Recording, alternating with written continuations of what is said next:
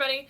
We're at chapter 20 of Do Androids Dream of Electric Sheep, and Rick has finally killed all the androids. Except for Rachel, because she's still out there. Good, Harry Bryant said after he had been told. We'll go get some rest. We'll send a patrol car to pick up the 3 bodies. Rick Deckard hung up.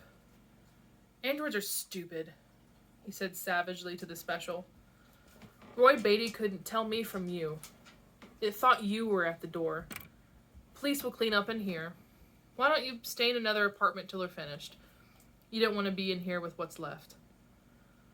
I'm leaving this building, Isidore said. I'm going to live deeper in town where there's more people.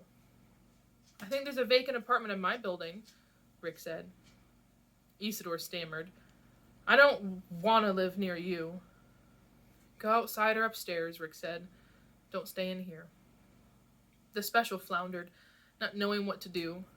A variety of mute expressions crossed his face, and then, turning, he shuffled out of the apartment, leaving Rick alone. What a job to have to do, Rick thought. I'm a scourge, like famine or plague. Where I go, the ancient curse follows. As Mercer said, I'm required to do wrong. Everything I've done has been wrong from the start.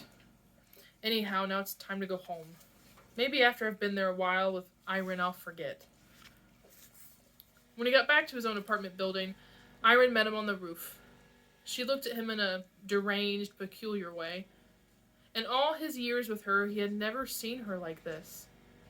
Putting his arm around her, he said, Anyhow, it's over. And I've been thinking, maybe Harry Bryant can assign me to, Rick, she said. I have to tell you something. I'm sorry the goat is dead. For some reason, it did not surprise him. It only made him feel worse. A quantitative addition to the weight shrinking him from every side. I think there's a guarantee in the contract, he said. If it gets sick within 90 days, the dealer... It didn't get sick. Someone... Irene cleared her throat and went on huskily. Someone came here, got the goat out of its cage and dragged it to the edge of the roof. And pushed it off, he said. Yes, she nodded. Did you see who did it? I saw her very clearly, Irene said. Barbara was still up here fooling around. He came down to get me and we called the police, but by then the animal was dead and she had left. A small, young-looking girl with dark hair and large black eyes, very thin, wearing a long fish-scale coat. She had a mail pouch purse. She made no effort to keep us from seeing her, as if she didn't care. No, she didn't care, he said. Rachel wouldn't give a damn if you saw her. She probably wanted you to, so I'd know who'd done it. He kissed her. You've been waiting up here all this time? Only for half an hour. That's when it happened, half an hour ago. Irene gently kissed him back. It's so awful, so needless. He turned toward his parked car, opened the door, and got in behind the wheel. Not needless, he said. She had what seemed to her a reason. An android reason, he thought. Where are you going? Won't you come downstairs and be with me? There was the most shocking news on TV. Buster Friendly claims that Mercer's a fake. What do you think about that, Rick? Do you think it could be true? Everything is true, he said. Everything anybody has ever thought. He snapped on the car motor. Will you be all right? I'll be all right, he said, and thought, and I'm going to die. Both those are true. He closed the car door, flicked a signal with his hand to Irene, and then swept up into the night sky. Once, he thought, I would have seen the stars. Years ago, but now it's only the dust.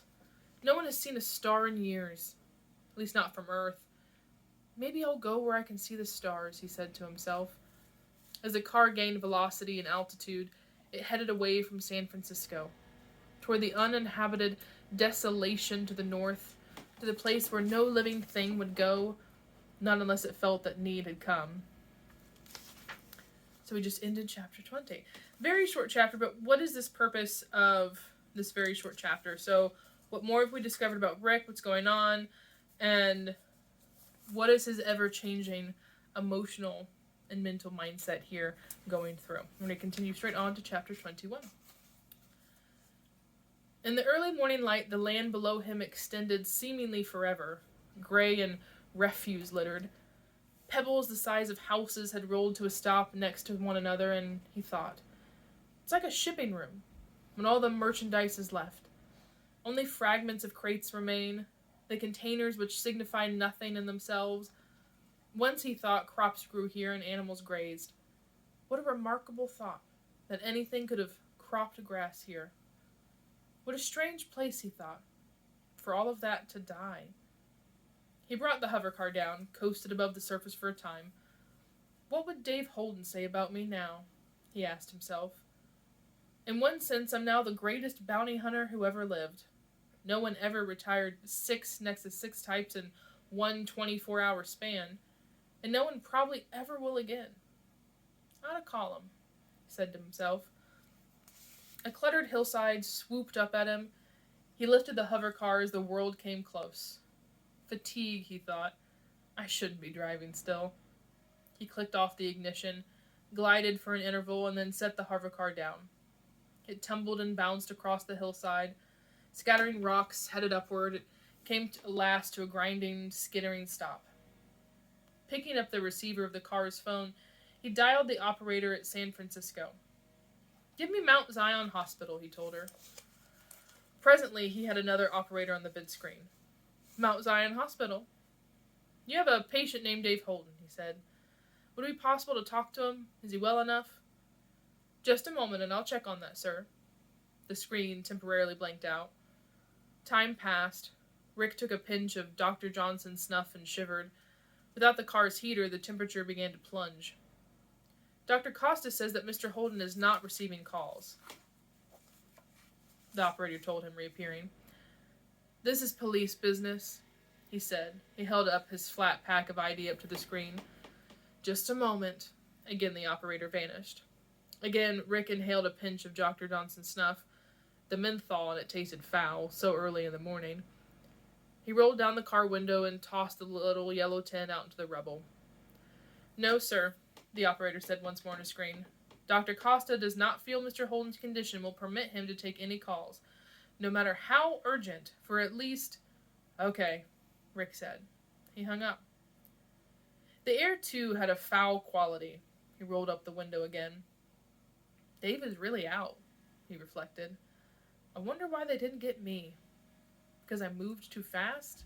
He decided. All in one day. They couldn't have expected it. Harry Bryant was right. The car had become too cold now, so he opened the door and stepped out. A noxious, unexpected wind filtered through his clothes, and he began to walk, rubbing his hands together. It would have been rewarding to talk to Dave, he decided. Dave would have approved of what I did.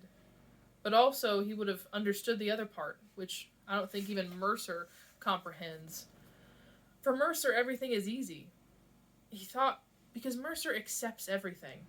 Nothing is alien to him, but what I've done, he thought, it's become alien to me. In fact, everything about me has become unnatural. I've become an unnatural self. He walked on. Up the hillside, with each step, the weight on him grew. Too tired, he thought, to climb. Stopping, he wiped stinging sweat from his eyes, salty tears produced by his skin, his whole aching body. Then, angry at himself, he spat. Spat with wrath and contempt for himself, with utter hate, onto the barren ground. Thereupon he resumed his trudge up the slope, the lonely and unfamiliar terrain, remote from everything. Nothing lived here except himself. The heat. It had become hot now. Evidently time had passed, and he felt hunger. He had not eaten for God knew how long. The hunger and heat combined, a poisonous taste resembling defeat. Yeah, he thought, that's what it is. I've been defeated in some obscure way. By having killed the androids? By Rachel's murder of my goat? He didn't know. But as he plodded along, a vague and almost half-hallucinatory pall hazed over his mind. He found himself at one point with no notion of how it could be. A step from an almost certainly fatal cliffside fall, falling humiliatingly and helplessly, he thought. On and on, with no one even to witness it. Here there existed no one to record his or anyone else's degradation, and any courage or pride with which might manifest itself here at the end would go unmarked. The dead stones, the dust-stricken weeds, dry and dying, perceived nothing, recollected nothing about him or themselves. At that moment the first rock, and it was not rubber or soft foam plastic, struck him in the inguinal region, in the pain. The first knowledge of absolute isolation and suffering touched him throughout its undisguised actual form. He halted and then goaded on, the goad invisible but real, not to be challenged. He resumed his climb. Rolling upward, he thought like the stones, I'm doing what stones do, without volition, without it meaning anything. Mercer, he said, panting. He stopped and stood still. In front of him he distinguished a shadowy figure, motionless. Wilbur Mercer, is that you? My God, he realized, it's my shadow. I have to get out of here, down off this hill. He scrambled back down. Once he fell, clouds of dust obscured everything, and he ran from the dust. He hurried faster, sliding and tumbling on the loose pebbles. Ahead he saw his parked car. I'm back down, he said to himself. I'm off the hill. He plucked open the car door, squeezed inside. Who threw the stone at me? He asked himself. No one. Why does it bother me?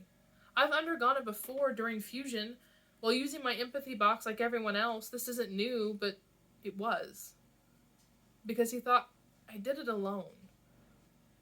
Trembling, he got a fresh new tin of snuff from the glove compartment of the car, pulling off the protective band of tape. He took a massive pinch, rested, sitting half in the car and half out, his feet on the arid, dusty soil. This was the last place to go, he realized. I shouldn't have flown here. And now he found himself too tired to fly back out. If I could just talk to Dave, he thought, I'd be all right. I could get away from here, go home, and go to bed. I still have my electric sheep, and I still have my job. There'll be more Andys to retire. My career isn't over. I haven't retired the last Andy in existence. Maybe that's what it is, he thought. I'm afraid there aren't any more. He looked at his watch. 9:30.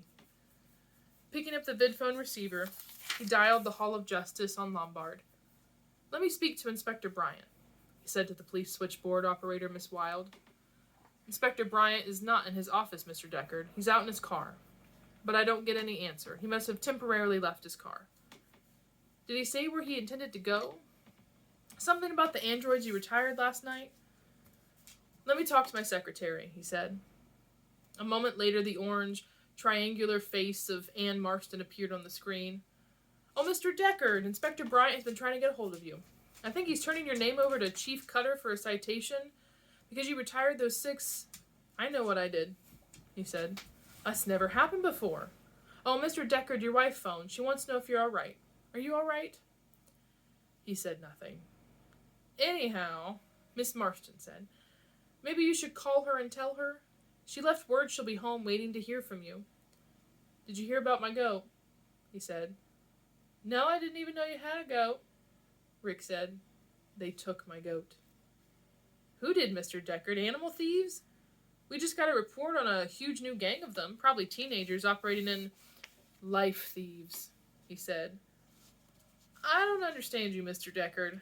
Miss Marston peered at him intently. Mr. Deckard, you look awful. So tired and... God, your cheek is bleeding. Putting his hand up, he felt the blood. From a rock, probably. More than one, evidently, had struck him. You look, Miss Marston said, like Wilbur Mercer. I am, he said. I'm Wilbur Mercer. I'm permanently fused with him, and I can't unfuse. I'm sitting here waiting to unfuse, somewhere near the Oregon border. Shall we send someone out? A department car to pick you up? No, he said. I'm no longer with the department. Obviously you did too much yesterday, Mr. Deckard, she said childingly. What you need now is bed rest. Mr. Deckard, you're our best bounty hunter, the best we've ever had. I'll tell Inspector Bryant when he comes in. You go on home and go to bed. Call your wife right away, Mr. Deckard, because she's terribly, terribly worried. I couldn't tell. Or I could tell. You're both in dreadful shape. It's because of my goat, he said, not the androids. Rachel was wrong. I didn't have any trouble retiring them. And the special was wrong too, about my not being able to fuse with Mercer again. The only one who was right is Mercer. You better get back here to Bay Area, Mr. Deckard, where there's people. There isn't anything living up there near Oregon. Isn't that right? Aren't you alone? It's strange, Rick said. I had the absolute, utter, completely real illusion that I had become Mercer and people were lobbing rocks at me, but not the way you experience it when you hold the handles of an empathy box.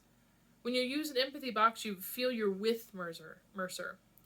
The difference is I wasn't with anyone. I was alone. They're saying now that Mercer is a fake. Mercer isn't fake, he said, unless reality is fake. This hill, he thought. This dust and these many stones, each one different from all the others. I'm afraid, he said, that I can't stop being Mercer. Once you start, it's too late to back off. Will I have to climb the hill again? He wondered. Forever as Mercer does, trapped by eternity? Goodbye, he said and started to ring off. You'll call your wife? You promise? Yes, he nodded. Thanks, Anne. He hung up. Bed rest, he thought. The last time I hit bed was with Rachel. A violation of a statute. Copulation with an android, absolutely against the law, here and on the colony worlds as well. She must be back in Seattle now, with the other Rosins, real and humanoid.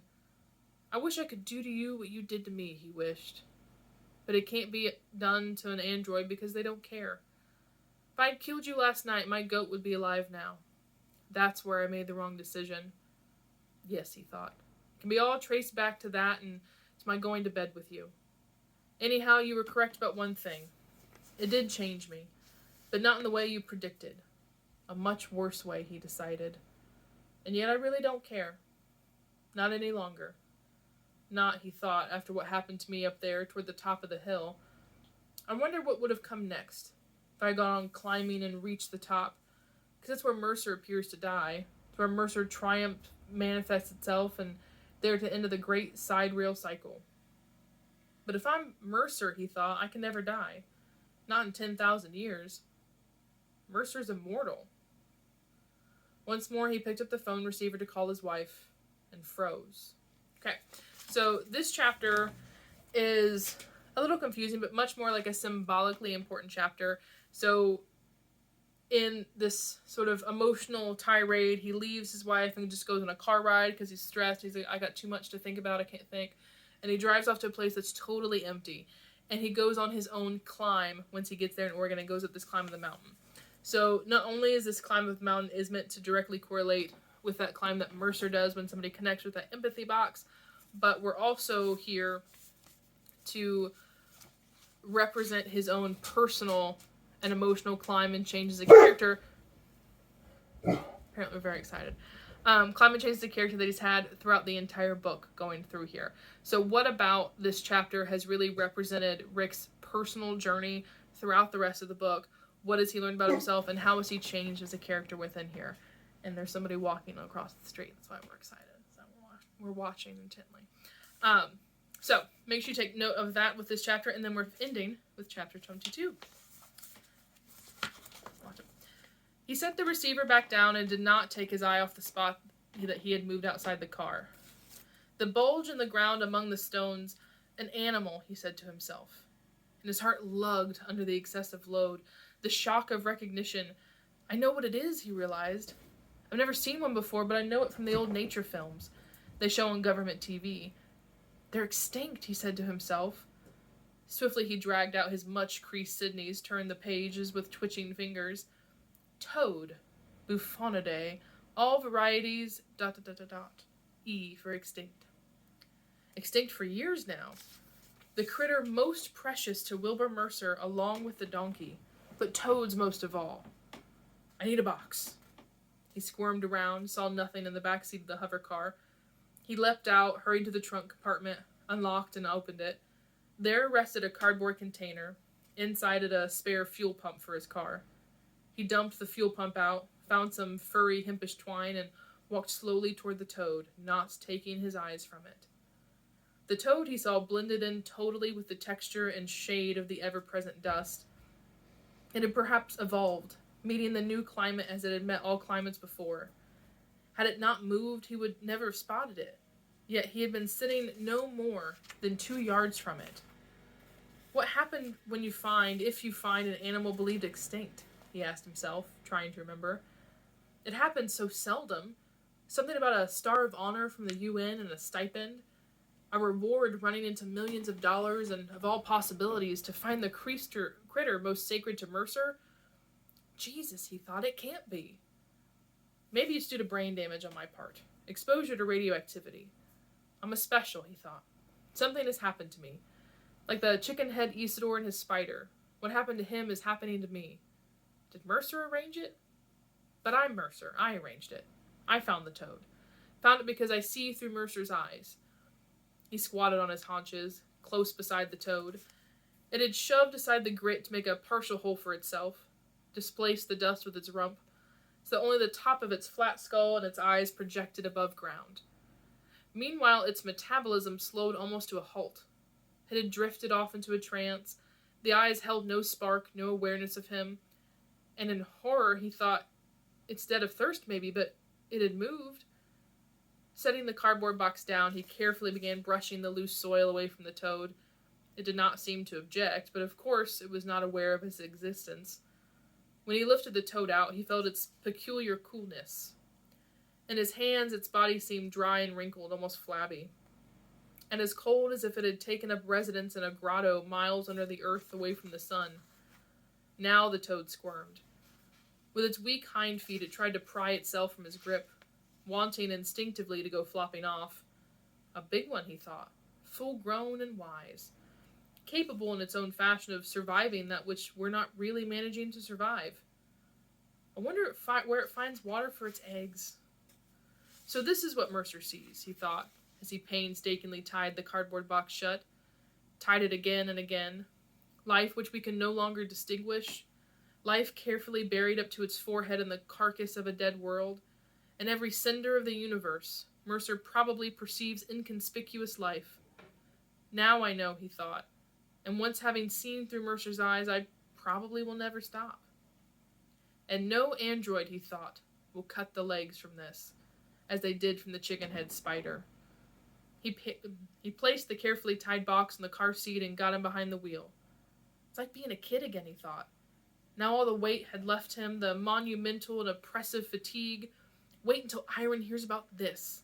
He snatched the vidphone receiver and started to dial, then paused. I'll keep it a surprise, he concluded. It'll only take 30 or 40 minutes to fly back there. Eagerly he switched the motor on and shortly had zipped up into the sky in the direction of San Francisco, several hundred miles to the south. At the Penfield mood organ, Irene Deckard sat with her right index finger touching the number dial, but she did not dial. She felt too listless and ill to want anything, a burden which closed off the future and any possibilities which it might once have contained. If Rick were here, she thought, he'd get me to dial 3, and that way I'd find myself wanting to dial something important. Ebullient joy, or if not that, then possibly an 888, the desire to watch TV no matter what's on it. I wonder what is on it, she thought. And then she wondered again where Rick had gone. He may be coming back, and on the other hand, he may not be, she said to herself, and felt her bones within her shrink with age. A knock sounded at the apartment door. Putting down the Penfield manual, she jumped up, thinking, I don't need to dial now. I already have it. If it is Rick, she ran to the door, opened the door wide. Hi, he said. There he stood, a cut on his cheek, his clothes wrinkled and gray, even his hair saturated with dust. His hands, his face, dust clung to every part of him except his eyes. Round with awe, his eyes shone, like those of a little boy. He looked, she thought, as if he'd been playing, and now it's time to give up and come home, to rest and wash and tell about the miracles of the day. It's nice to see you, she said. I have something. He held a cardboard box with both hands. When he entered the apartment, he did not set it down, as if she thought it contained something too fragile and too valuable to let go of. He wanted to keep it perpetually in his hands. She said, "I'll fix you a cup of coffee." At the stove, she pressed the coffee button and in a moment had put the imposing mug by his place at the kitchen table. Still holding the box, he seated himself and on his face the round-eyed wonder remained.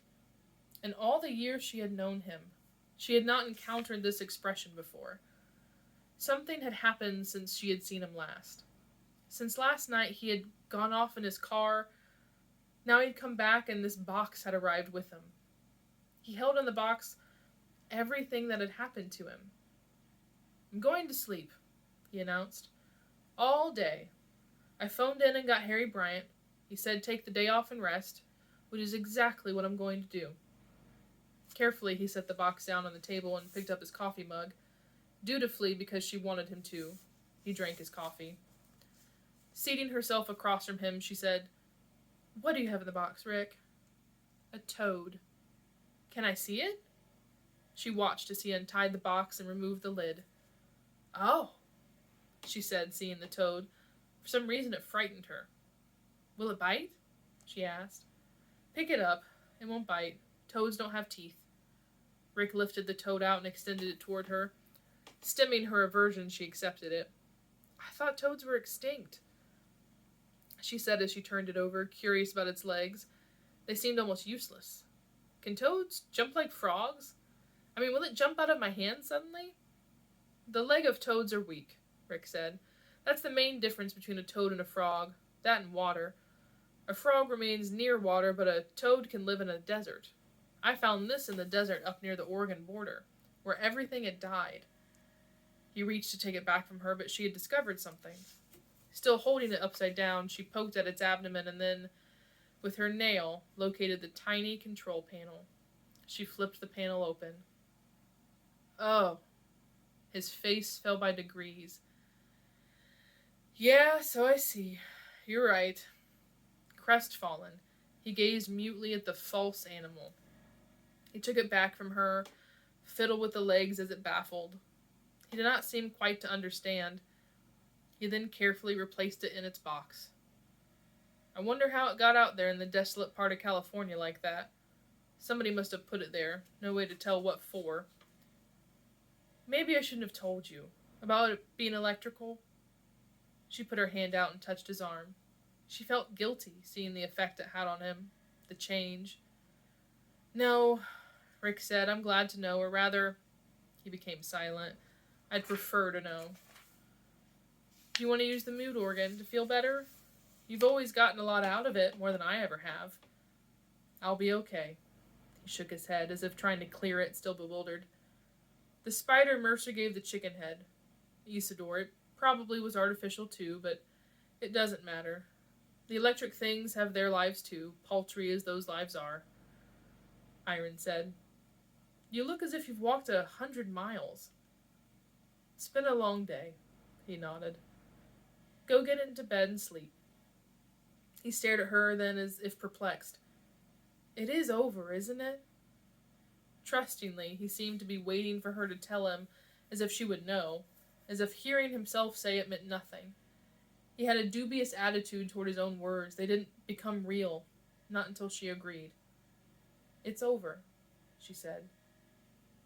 "God, what a marathon assignment," Rick said. "Once I began on it, there wasn't any way for me to stop.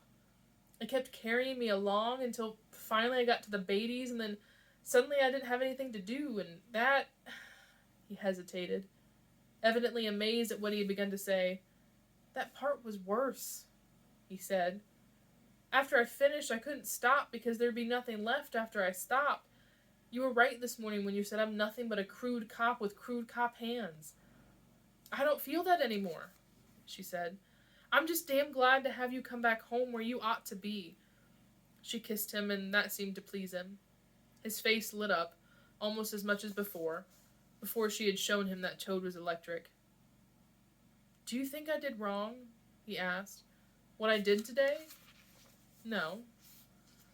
"Mercer said it was wrong, but I should do it anyhow. Really weird. Sometimes it's better to do something wrong than right."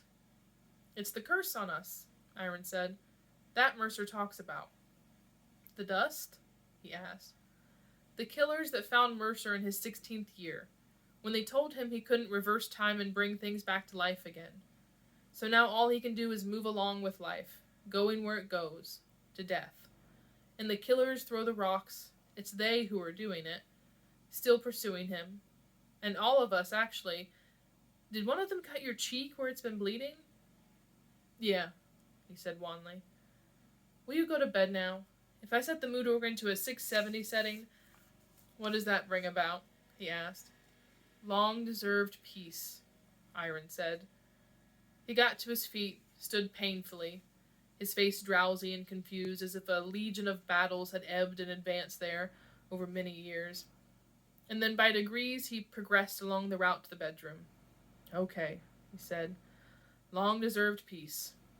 He stretched out on the bed, dust sifting from his clothes and hair onto the white sheets. No need to turn on the mood organ, Iron realized as she pressed the button to which made the windows of the bedroom opaque. The gray light of the day disappeared. On the bed, Rick, after a moment, slept. She stayed there for a time, keeping him in sight to be sure he wouldn't wake up, wouldn't spring to a sitting position in fear as he sometimes did at night. And then presently she returned to the kitchen, reseated herself at the kitchen table. Next to her, the electric toad flopped and rustled in its box. She wondered what it ate, and what repairs on it would run.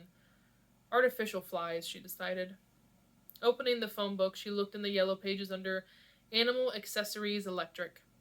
She dialed, and when the saleswoman answered, said, I'd like to order 1 pound of artificial flies that really fly around and buzz, please. Is it for an electric turtle, ma'am? A toad, she said. Oh, then I suggest our mixed assortment of artificial crawling and flying bugs of all types, including... The flies will do, Iron said. Will you deliver? I don't want to leave my apartment. My husband's asleep and I want to be sure he's all right. The clerk said, For a toad, I'd suggest also a perpetually renewing puddle, unless it's a horned toad, in which case there's a kit containing sand, multicolored pebbles, and bits of organic debris. And if you're going to be putting it through its feed cycle regularly, I suggest you let out our service department make a periodic tongue adjustment in a toad that's vital.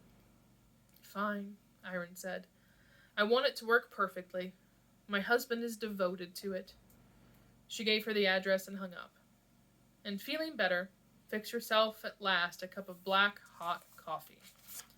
Okay, so we've ended the book. So with this final chapter, really considering what's so important about the toad, what does it help us understand about, again, Rick and Mercerism and all of this, and what is the ultimate theme? What are we supposed to take away about technology, about ourselves, what technology does to us, about those daily struggles, and again, choosing what do androids symbolize for you. So obviously the main symbol of androids is symbolizing technology. We've discussed that.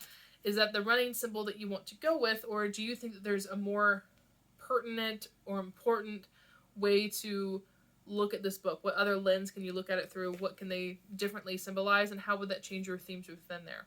So chapters 19 through 22, 19 is our climax, 20 through 22 is that falling action, that denouement. How have we ended the book? What was the primary themes for these chapters? And then now that you finished the whole piece, what would be an ultimate theme for this book as a whole going through? Okay? So make sure you end your notes, then working on your blogs, and you're done with the book.